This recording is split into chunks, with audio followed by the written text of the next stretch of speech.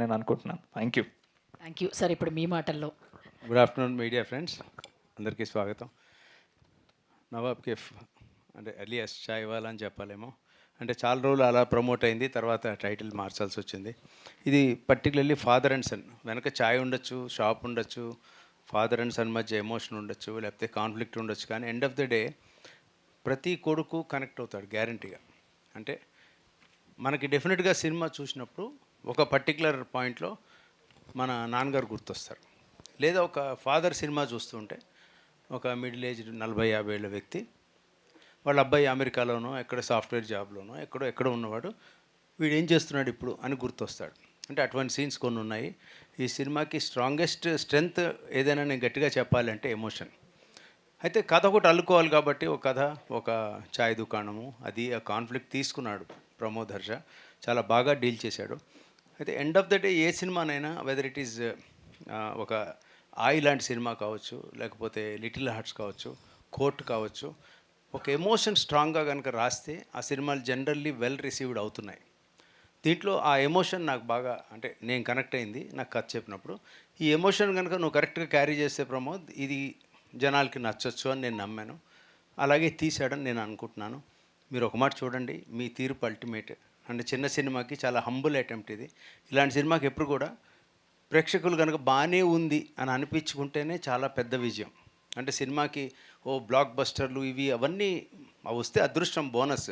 But బాగానే ఉందండి, పర్లేదు, గుడ్ అటెంప్ట్ అనిపించుకోవడం ఇట్ సెల్ఫ్ ఈజ్ గ్రేట్. అది గ్యారంటీగా మినిమంగా అది వస్తుందని నేను స్ట్రాంగ్గా నమ్ముతున్నాను. అండ్ మీడియా సపోర్ట్ చాలా అవసరం ఇలాంటి సినిమాలకి. పర్టికులర్లీ ఒక డెబ్యూ ప్రొడ్యూసర్ ఆయన వెంకటరెడ్డి గారు డాలస్లో ఉంటారు. ఆయన అక్కడి నుంచి ఇక్కడికి వచ్చి, ఆయన అక్కడ already into real estate, construction అన్నీ చేస్తున్నారు, very well to do there. ఇక్కడికి వచ్చి ఈ రిస్కులన్నీ ఆయన తీసుకుంటున్నారంటే దాని వెనక ఒక మంచి ప్యాషన్ ఉంది. అది కాక ఒక పోనీ ఎస్టాబ్లిష్ ఆల్రెడీ ఒక 10 సినిమాలు చేసిన డైరెక్టర్ని తీసుకున్నారంటే కాదు, ఒక ఫస్ట్ టైమర్ని ఎంచుకున్నారు. అంటే ఆయనకి ఈ సబ్జెక్ట్ మీద నమ్మకం ఉంది. ఒక ఒక కొత్త వాళ్ళు చేసినా పర్వాలేదు, ఇలాంటి టీంతో చేస్తే చూస్తారన్న ఒక నమ్మకంతో వచ్చినప్పుడు, ఆ నమ్మకాన్ని కనుక మనం నిలబెట్టగలిగితే అది డెఫినెట్లీ ఒక ఎంకరేజ్మెంట్ అవుతుంది. రాబోయే ప్రొడ్యూసర్స్కి ఏదో ఒక మంచి దారి చూపించినట్టు అవుతుంది. ఏమాత్రం బాగున్నా ఎంకరేజ్ చేయండి. జెన్యున్లీ నేను మనస్ఫూర్తిగా రిక్వెస్ట్ చేస్తున్నాను. సినిమా బాగుంటే మాత్రం మీరు ఖచ్చితంగా విష్ చేయండి. మీకు నచ్చుతుందని నేను గట్టి నమ్మకంతో ఉన్నాను. And Shiva is done a good job. అంటే లీవ్ అలోన్ మా అబ్బాయి అని సన్ అని అలా కాదు, compare to his earlier films ఈ ఫిల్మ్లో చాలా ఎలివేట్ అయ్యాడు శివ. అది నాకు క్లియర్గా, అంటే ఆ మెచ్యూరిటీ కనిపించింది. I hope you all like it. And ఇది రిలీజ్ చేస్తున్న ఏషియన్ సురేష్ వాళ్ళకి వెరీ థ్యాంక్ఫుల్. అంటే టీం అందరూ, జగదీష్ గారు, మన శ్రీను, అందరూ కూడా ఇక్కడ పనిచేస్తున్న అందరూ కూడా గ్రేట్ జాబ్ వాళ్ళు అందరూ చేస్తున్నారు. అండ్ సురేష్ గారి సపోర్ట్ ఎప్పుడూ మాకు ఉంటుంది. అండ్ వెంకటరెడ్డి గారికి గుడ్ విషెస్ చెప్తూ, ప్రమోద్ హర్షకి ఆల్ ది బెస్ట్ చెప్తూ, శివ నీకు ఇది ఇంకొక మైల్ స్టోన్ అయ్యే సినిమా అవ్వాలని కోరుకుంటూ. అండ్ తేజు అశ్విని గురించి చెప్పాలి. ఈ అమ్మాయి హైలీ టాలెంటెడ్ డాన్సర్. తను basically she uses to run a dance school also. అమ్మాయి classical dancer and regular dance school కూడా రన్ చేసింది, చాలా టాలెంటెడ్. అండ్ తెలుగు అమ్మాయే, కాకపోతే చెన్నైలో ఉండింది. వాళ్ళ మదర్ రూట్స్ అన్నీ మచిలీపట్నం దగ్గర. సో ఒక తెలుగు అమ్మాయినే లాంచ్ చేసాం మళ్ళీ అని అనుకుందాం తెలుగులోకి.